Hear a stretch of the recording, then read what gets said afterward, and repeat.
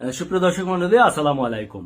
বাংলাদেশ সরকারের অর্থাৎ অন্তর্বর্তীকালীন সরকারের মাননীয় ধর্ম উপদেষ্টা আজকে একটি সিদ্ধান্ত নিয়েছে। সেটি হচ্ছে এখন থেকে মসজিদ পরিচালিত হবে প্রশাসনের কোনো কর্মকর্তা দ্বারা। অর্থাৎ যে যে এলাকায় মসজিদ আছে ওই এলাকার ডিসি কিংবা ওই এলাকার ইওনো যারা আছেন তারা এই মসজিদ কমিটির সভাপতি হিসাবে দায়িত্ব পালন করবেন। তারাই মূলত মসজিদ পরিচালনা করবেন। এখন অনেকে মন্তব্য করেছেন যে একজন ডিসি, একজন ইওনো তিনি মসজিদের সকল ভাব গাম্ভীর্য রক্ষা করে আসলে কি পারবেন যে এই সভাপতি যে কাজটি করে সেটি ঠিক রাখতে? কেউ কেউ বলছেন যে একটা মসজিদ কমিটির সভাপতি সাধারণত স্থানীয় খুবই জনপ্রিয় কোনো ব্যক্তি কিংবা দায়িত্বশীল কোনো ব্যক্তি যার উপর মানুষের আস্থা আছে, বিশ্বাস আছে, মানুষ যাকে পছন্দ করে, ভালোবাসে, তাকেই বানানো হয়।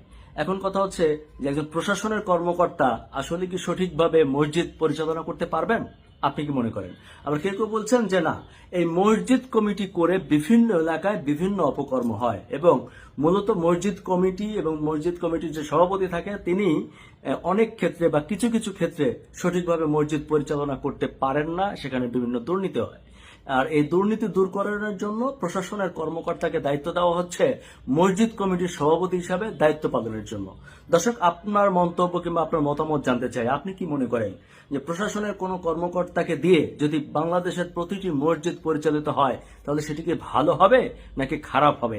আপনি কি চান? আপনার মতামত জানান। শীঘ্রই এ নিয়ে আমার রিপোর্ট আসছে।